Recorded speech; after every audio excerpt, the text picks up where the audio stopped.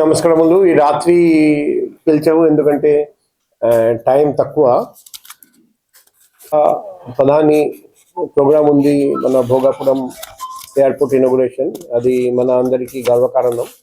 ఆ సందర్భంగా మీ అందరికీ తెలుసు, మన విశాఖపట్నం నగరం నుండి 1465 బస్సులు మరియు అనకాపల్లి నుండి 500 బస్సులు మరియు ఏఎస్ఆర్ జిల్లా నుండి 23 బస్సులు, దాదాపు 2000 బస్సులు ఆ రోజు పొద్దున 3 రోడ్స్ మీదుగా 12 ఫుడ్ డిస్ట్రిబ్యూషన్ పాయింట్స్ మీదుగా భోగాపురం ఎయిర్పోర్ట్ వెళ్ళడం జరుగుతుంది. సో ఈ సందర్భంగా కొన్ని ప్రజలకు విజ్ఞప్తి చేయడానికి ప్రెస్ మీట్ పెట్టడం జరిగింది. ముఖ్యంగా ప్రజలు ఎటువంటి అసౌకర్యం లేకుండా కార్యక్రమానికి చేరుకొని తిరిగి వెళ్ళేలా 3 ప్రధాన రూట్లు మనం ఎన్నిక చేసాము ఈ బస్ వెళ్ళడానికి. అది ఒకటి వచ్చేసి అనకాపల్లి నుండి కొన్ని బస్సులు వస్తాయి. అవి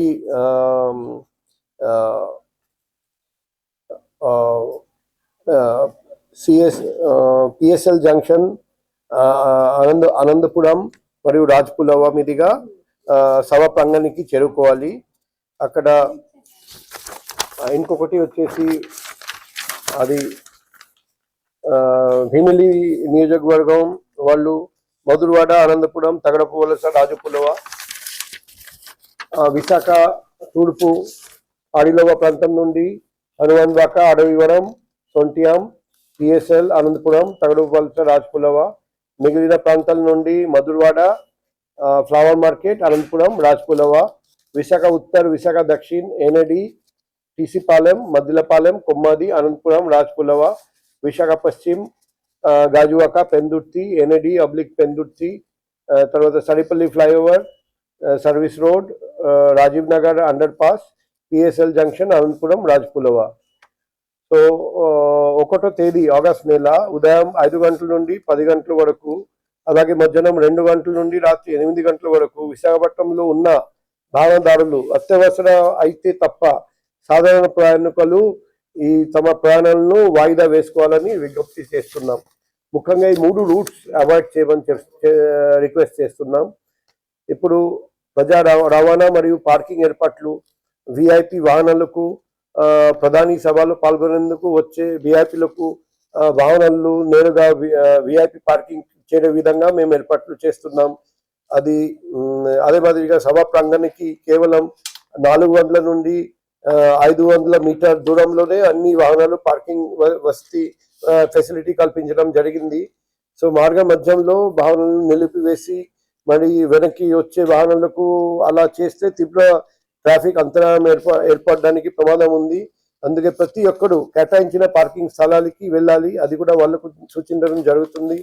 జాతీయ రహదారిపై సభకు వచ్చే ప్రజలు ఇబ్బంది పడకుండా పార్కింగ్ స్థలాలకు చేరుకునేలా అక్కడక్కడ సూచిక బోర్డులను కూడా ఏర్పాటు చేయడం జరుగుతుంది.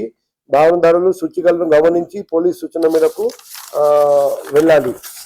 ఇంకొన్ని ట్రాఫిక్ ఆంక్షలు కూడా ఉన్నాయి. అనకాపల్లి వైపు నుండి వచ్చే భారీ వాహనాలు, గూడ్స్ వాహనాలు ఆగస్ట్ 1వ తేదీ ఉదయం 5 గంటల నుండి రాత్రి 8 గంటల వరకు లంకెనపాలెం నుండి విశాఖపట్నం లోనికి రావడానికి అనుమతి లేదు. అదే మాదిరిగా శ్రీకాకుళం, విజయనగరం వైపు నుంచి వచ్చే భారీ వాహనాలు, గూడ్స్ వెహికల్ ఆగస్ట్ 1వ తేదీ 5 గంటల పొద్దున నుండి రాత్రి 8 వరకు విశాఖపట్నం లోపలికి రావడానికి అనుమతి లేదు. భారీ సంఖ్యలో ప్రజలు, వాహనాలు వచ్చే అవకాశం ఉన్నందున వాహనదారులు కేటాయించిన పార్కింగ్ ప్రాంతంలో వాహనాలను నిలిపివేయాలి. ట్రాఫిక్ సిబ్బంది సూచనలను తప్పనిసరిగా పాటించాలి. సభ వేదికకు వెళ్లే ప్రజలు, వాహనదారులు ట్రాఫిక్ మళ్లింపులను గౌరవించి పోలీసులకు సహకరించమని మేము రిక్వెస్ట్ చేస్తున్నాం. అది కాకుండా వాహనాలు రోడ్ మార్గ మధ్యలో ఎక్కడ నిలపడానికి వీల్లేదు. ఎందుకంటే నేషనల్ హైవే ఇటువంటి ఇంపార్టెంట్ రూట్స్ ఉన్నాయి. ఎక్కడన్నా ఒక వాహనం ఆగిపోతే అన్ని వాహనాలు ఆగిపోతాయి. కొన్ని బాటిల్ నెక్స్ ఉన్నాయి, కొన్ని చోట్ల వెడల్పు తక్కువ, తర్వాత బాస్ స్టాండింగ్ చేయడం కష్టం, అక్కడ పోలీస్ వాళ్ళు ఉంటారు, పోలీస్ వాళ్ళు సూచన మేరకు వాళ్ళు మళ్లించాలి. అది రేపు రిహార్సల్ జరుగుతుంది, ఆ రిహార్సల్ కూడా వాళ్ళు అప్పుడు వాళ్ళు చూస్తారు ఎవరు ఎక్కడికి వెళ్ళాలి, ఎక్కడ పార్కింగ్ చేయాలి అంతా చూస్తారు. ఇంకొక ముఖ్యమైన విషయం రిటర్న్ వచ్చిన తర్వాత వాళ్ళు ఒక లేఅవుట్ కేటాయించడం జరుగుతుంది. అక్కడ వాళ్ళకు భోజనం ఇవ్వడం జరుగుతుంది.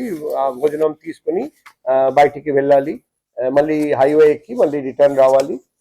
అది కూడా జిల్లా కలెక్టర్ గారి ఆధ్వర్యంలో 12 ప్లేసెస్ కేటాయించడం జరిగింది. అది కూడా జిల్లా కలెక్టర్ ఆఫీస్ నుండి అందరికీ సూచనలు ఇవ్వడం జరుగుతుంది. అక్కడ కూడా జిల్లా యంత్రాంగం పోలీస్ కలిసి పనిచేస్తారు. మేము ఈ ఒకే రోజు మాత్రం అందరూ పోలీస్ సూచనల ప్రకారం ట్రావెల్ చేయాలి, ప్రయాణం చేయాలి. మేము మీ ద్వారా అందరికీ తెలియజేస్తున్నాం.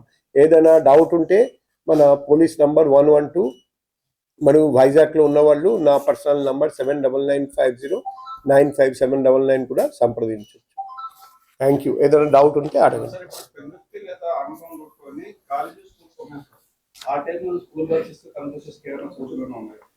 ఇప్పుడు అది శనివారం స్కూల్ కాలేజెస్ అన్నీ ఉంటాయా? Okay, first Saturday. అయితే మేము జిల్లా కలెక్టర్ గారితో మాట్లాడతాం. స్కూల్ కాలేజ్ గురించి ఏమైనా సూచనలు ఆయన ఇస్తారేమో, అది మేము రిక్వెస్ట్ చేస్తాం. ఇంకా ఏదైనా డౌట్స్ ఉంటే చెప్పండి. మేము 2 లక్షల వరకు రావచ్చు, ఇంకా 3 లక్షలు కూడా కావచ్చు. ఫైనల్ గా ఎంతమంది వస్తారో మనం వెచ్చి చూడాలి. అదే ఈ 3 రూట్స్ మనం భద్రత ఏర్పాట్లు చేస్తున్నాం. మొత్తం డ్రోన్ ద్వారా పరిశీలిస్తాం. అన్ని చోట్ల పబ్లిక్ అడ్రస్ సిస్టమ్ పెడుతున్నాం, సైన్ బోర్డ్స్ పెడుతున్నాం.